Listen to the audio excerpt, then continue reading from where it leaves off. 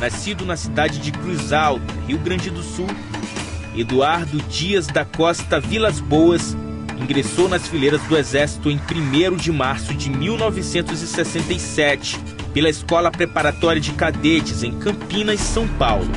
Com um vasto currículo na carreira militar, ele foi promovido a general do Exército em 31 de julho de 2011 e atualmente ele é o comandante militar da Amazônia. Ele nos conta sobre a ocupação do Exército brasileiro nestas terras. É impossível abordar a maneira como o Exército cumpre a sua missão sem antes nós fazermos um recorrido histórico, uma referência histórica.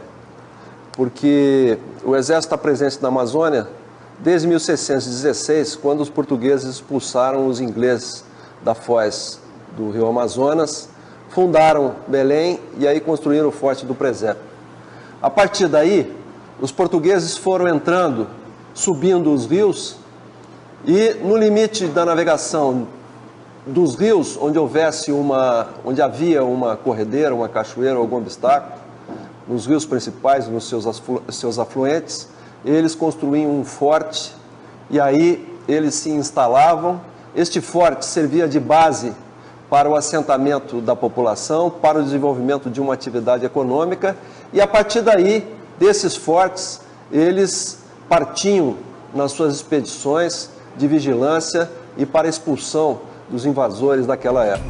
Ele ainda fala da importância da Amazônia para o Brasil. A Amazônia, para o Exército, ela é, e já de muito tempo, ela vem sendo considerada como uma prioridade estratégica número 1. E desde 2008, quando pela primeira vez se editou uma Estratégia Nacional de Defesa, a Amazônia, do ponto de vista de toda a defesa integrada das Forças Armadas, também passou a ser considerada a prioridade número 1, junto com o Atlântico Sul. Em consequência disso, nós, desde a década de 70, o Exército vem transferindo unidades do Sul para a região amazônica. Para termos uma ideia do que isso representa, em 1986, quando foi criado o programa Calha Norte, o Exército tinha 6 mil integrantes na Amazônia. Hoje nós estamos com 27 mil. E esse programa, uma projeção até 2030, isso deverá continuar acontecendo, de modo que o Exército deve atingir da ordem de 40 mil integrantes na Amazônia. O general também fala sobre as ameaças que pesam sobre a Amazônia brasileira. Nós podemos, sem risco de cometer uma simplificação, estar realizando uma simplificação, estabelecer 3 categorias de ameaças. Ameaças externas, ameaças internas e as ameaças da faixa de fronteira, restritas à faixa de fronteira. As ameaças externas principalmente advêm de uma compreensão internacional, de uma concepção pela opinião pública internacional, de que o Brasil não é capaz de cuidar e de preservar da Amazônia. Absolutamente isso não faz sentido. O Brasil é um país que no século XXI logrou manter 70% da sua vegetação original intacta. Para nós compararmos, a Europa tem 0,3% só. Então ninguém tem autoridade para tentar colocar o Brasil no banco dos réus no que diga respeito a isso, tampouco no que diga respeito à proteção das comunidades indígenas, né? Nosso território, mais de 20% do nosso território está destinado a comunidades indígenas e unidades de transformação.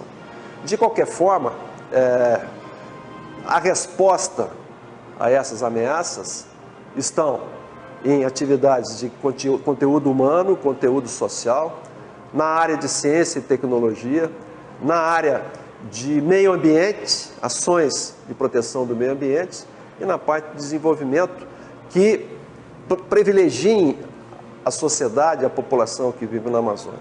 Não se pode esquecer que a Amazônia abriga na ordem de 20 milhões de habitantes. São 20 milhões de pessoas com suas famílias que aqui nascem, crescem, vivem, buscam a sua realização, buscam atingir os seus sonhos e que muitas vezes nessa pressão internacional a sua existência não é considerada. Avançar. com um braço forte e com a mão amiga, sempre com o coração verde e com a selva na alma. Assim, o general fala das perspectivas do Exército em solo amazônida. Selva é o nosso lema e eu quero garantir que no coração de cada integrante do Comando Militar da Amazônia há um brado de selva, sempre, expressando o nosso orgulho e expressando o fato de que o exercício da profissão militar na Amazônia ela tem um sabor muito diferente.